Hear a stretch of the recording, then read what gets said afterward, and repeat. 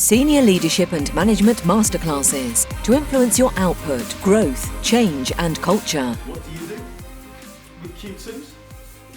I'm skipping the Q1s because we need to make sure we do the Q2s because these are the ones that get put on the back burner. What was that S word? Name of the module? Schedule. You need to schedule it. You need to schedule those Q2 activities. Otherwise, what happens? They just disappear. They get procrastinated. They get Yes. moved. Yeah. It's not just a case of you procrastinating over it. It's a case of other things becoming more urgent, of a greater priority, and you recognizing they are a greater priority than the Q2s. Who's more the early bird in the room? If you're the early bird, what's the typical starting time of your work? What time do you start? 7:30. Okay. What time's your first meeting? 9. Okay. All right.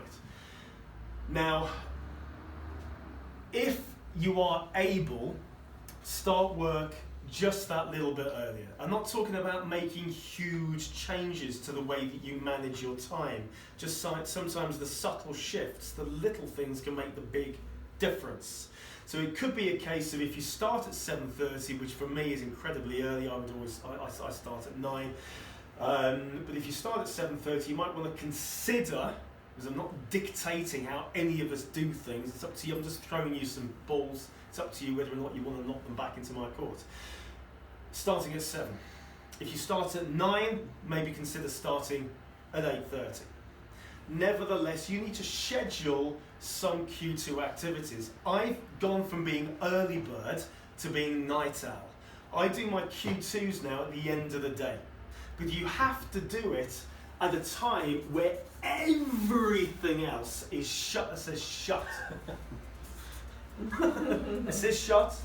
People watching at home, that says shut. You're shutting off anything, any other activity which could be in Q1, 3 or 4. Enroll on this masterclass now to influence your output, growth, change and culture. Enroll now at nicholashill.com or call 0345 678 9900.